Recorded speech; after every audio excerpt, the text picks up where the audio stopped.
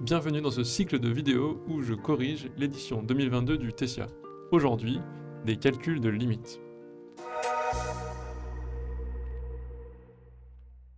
Sur les limites, il va falloir penser beaucoup en changement de variable. Donc souvent, les changements de variables, vous les avez dans les exercices, on vous dit, prouvez grand X égale quelque chose. Et ensuite, vous n'avez plus qu'à suivre la démarche, et ça roule tout seul. Là, ça sera bien pour vous de penser en grand X, c'est-à-dire, y aurait-il pas un changement de variable que je peux faire moi-même, poser un grand X qui me simplifie la vie, pour pouvoir avancer. Donc il va falloir s'habituer à penser un peu comme ça, pas juste attendre qu'on vous le propose. Donc c'est un peu la difficulté. Alors ici, si je zoome un peu plus, lorsque x tend vers moins l'infini, vers quoi tend 3x6 moins 10x2 plus 4? Premier réflexe, vous l'avez vu spontanément, j'ai nommé premier 3x puissance 6. En fait, la règle qui sera vraiment le truc dont peut-être vous rêvez en terminale, c'est de dire, en gros, il y a le plus gros terme qui domine, le reste, ça suit, on s'en fout. Vous n'avez pas le droit de le dire comme ça en terminale, à chaque fois, il faut factoriser par ce terme, ce qui permet de montrer que les autres sont négligeables. Par exemple, là, je factorise par x6, ça donnerait 3 moins 10 sur x puissance 4, un truc qui tend vers 0 en plus ou moins l'infini. Mais en gros, là, on est en QCM, donc on s'en fiche, on fait comme si on était en maths sup, et on dit, ok, le terme dominant, il n'y a que lui qui compte. Le reste, c'est négligeable. Donc pour ce qui est plus moins l'infini, je me permets de le faire. X puissance 6, c'est lui qui domine, le reste ne sert à rien. Qu'est-ce qui lui arrive en moins l'infini? Il tend vers plus l'infini. Pouf, c'est réglé. Pas besoin de spécialement poser de grand X ici. Ça c'est très facile. Terme dominant, pour plus et moins l'infini en tout cas, terme dominant, c'est lui qui gagne. Alors ensuite, on vous dit, je vais dézoomer un peu, lorsque x tend vers 2, hop, la quantité 1 sur x plus x fois log de x tend vers.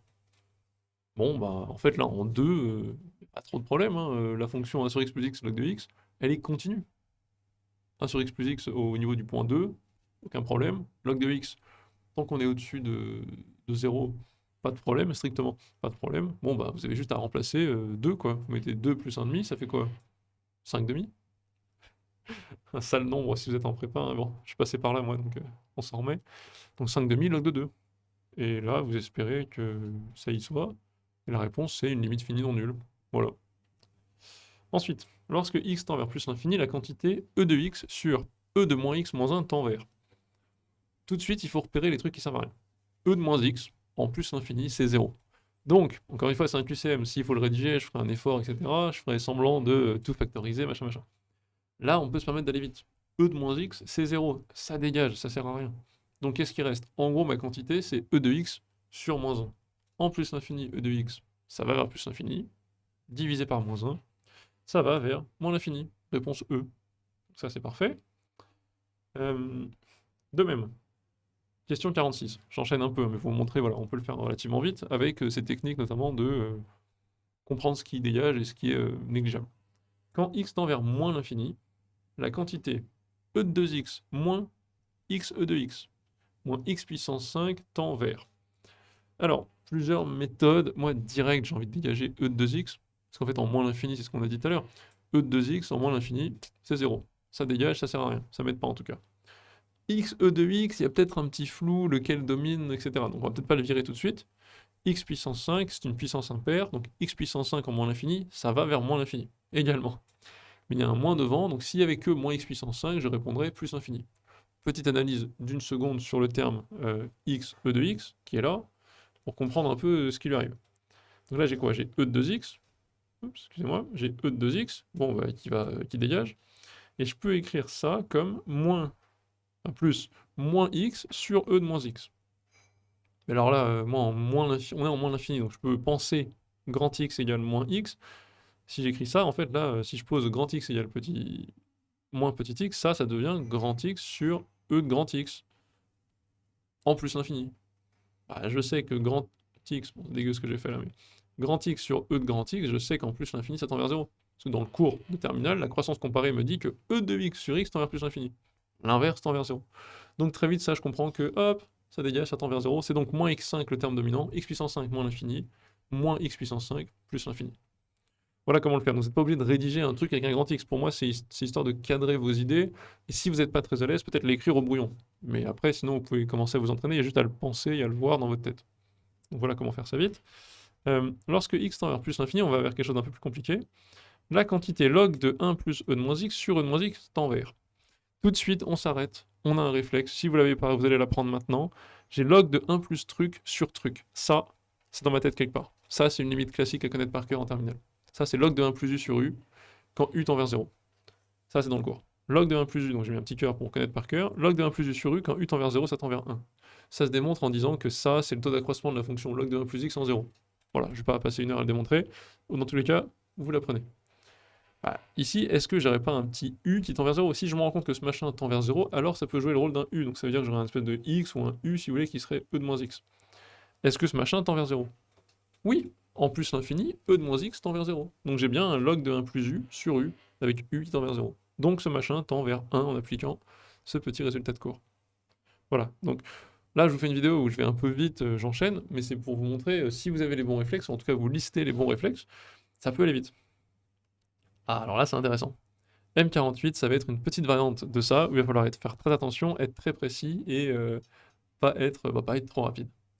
Le Discord, j'en parle tout le temps, on est maintenant plus de 1200, n'hésitez pas à le rejoindre, c'est une communauté ultra positive, on parle de physique, d'informatique, on parle d'orientation, les gens répondent à vos questions de manière bienveillante, c'est vraiment chouette, beaucoup de partage. Allez, je vous laisse pour la suite de la correction, bye bye.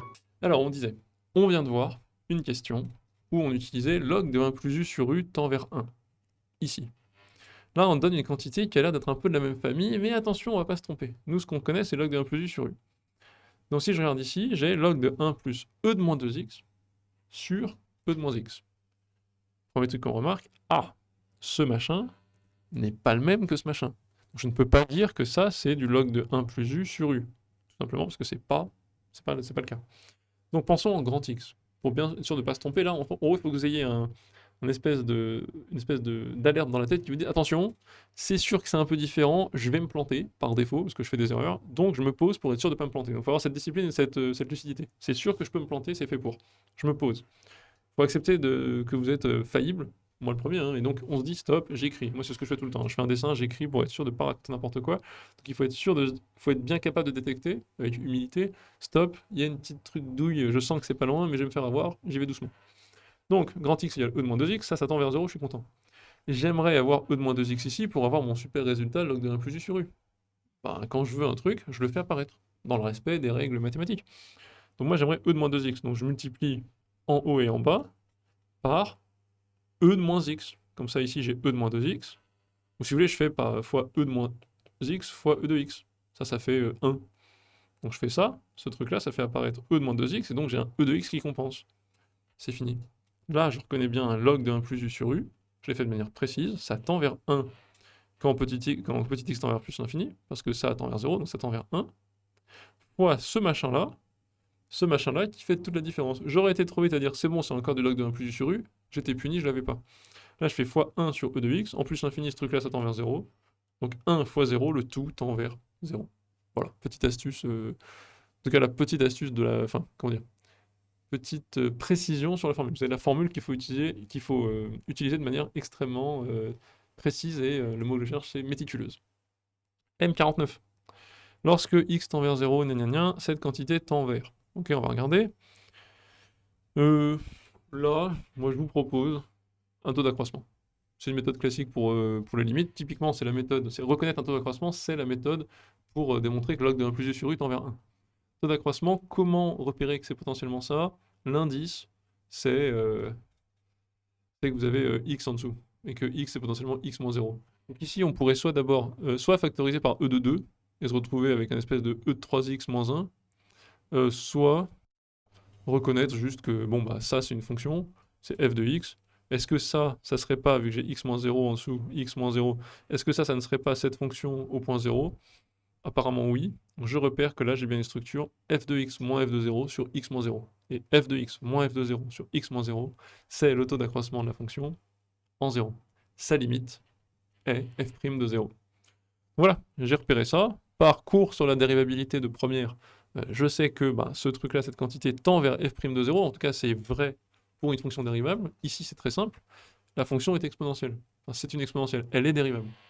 Comme elle est dérivable, je sais que tout taux d'accroissement va converger vers f' de le point considéré. Donc ce taux d'accroissement, je reconnais ça comme un taux d'accroissement. Ça tend par ma connaissance de la dérivabilité de cette fonction f' de 0. Et donc je calcule f' de 0. f de x c'est e de 2 fois e de 3x, hein, là je sépare, donc la dérivée c'est e de 2 fois 3e de 3x, et donc f' de 0, la limite c'est 3e de 2. Voilà, ça c'est fait, c'est assez rapide. Est-ce que j'ai fini? Non, maintenant après la M49, on avait une dernière question qui était rédaction, déterminer en justifiant la limite quand x tend à plus l'infini de ce truc-là. Bon ben c'est parti, on se rend compte déjà, première analyse, oups, là vous voyez pas très bien ce que c'est, je l'ai remis ici. Ce truc-là, on se dit, ah bah attends, ce truc-là en plus l'infini, ça tend vers 0, donc là ça fait 1 moins 1, 0, 0 fois plus l'infini, forme indéterminée. On panique pas, on va y arriver. Donc j'ai une racine et une forme indéterminée. Réflexe, on a vraiment fait le tour de tous les réflexes dans cette vidéo. C'est pas un taux d'accroissement, ça c'était le réflexe d'avant. Réflexe, quantité conjuguée. Quantité conjuguée, c'est quand vous avez des racines dont vous voulez vous débarrasser. Là, franchement, c'est vraiment pavlovien, quoi. Genre, je réfléchis même pas. Moi, quand je vois ça, tout de suite, blam, hop, c'est parti, j'y vais, je fais la quantité conjuguée et advienne que pourra. Donc on le fait, on multiplie cette chose par la quantité conjuguée de cette racine, par racine de 1 plus 1 sur 2x plus 1. Et je redivise par la même chose. Donc j'écris ça comme ça et je dis, bah, je multiplie le tout par ça. En bas, ben, ça apparaît, il est en bas. Et au-dessus, ben, ça va faire un a moins b fois a plus b. Et donc je vais obtenir a2 moins b2. a2 moins b2 avec a égale ça et b égale ça. Donc en haut, ça me fait 1 plus, bon, 1 sur 2x, ça me saoule, donc j'écris e de moins x parce que j'ai pas envie de faire des fractions. 1 plus e de x moins 1, e de moins x moins 1. Bon, bah ça simplifie. Et j'obtiens x fois e de moins x sur un machin en bas qui est très facile à gérer. Donc je sépare en deux, le machin en bas, en fait, ben, en plus l'infini, maintenant c'est très simple. Le problème venait du signe moins. Le signe moins qui était là, parce que ça faisait un 0. Mais maintenant qu'il n'y a plus de signe moins, parce que j'ai fait apparaître un plus, ce machin tend vers 0, en bas ça tend vers 2. Donc ce truc-là tend vers 2, reste plus qu'à déterminer en plus l'infini ce qui se passe ici. Ça, c'est de la croissance comparée classique. Donc, d'un côté, j'ai ça qui tend vers 1,5, ça, croissance comparée, e de x sur x tend vers plus l'infini, ça tend vers 0. 1,5 fois 0, le tout fait 0. Voilà, donc ça pour moi c'était ce que j'avais à vous raconter sur les limites, l'exercice des limites au Tessia. C'est pas trop compliqué, mais il faut bien avoir les bons réflexes. Donc il faut penser en grand X de temps en temps, connaître ces petites règles sur, les petites astuces en gros sur reconnaître un taux d'accroissement, utiliser des formules classiques du cours, et la quantité conjuguée. Un très bon résumé des choses qui peuvent toujours tomber dans tous les exos en terminale. Voilà, sur ce, posez des questions en commentaire s'il y a besoin. N'hésitez pas, demandez-moi s'il y a des choses qui sont pas claires. Le PDF sera dans la description, comme à chaque vidéo. Et je vous dis à la prochaine. Bye bye.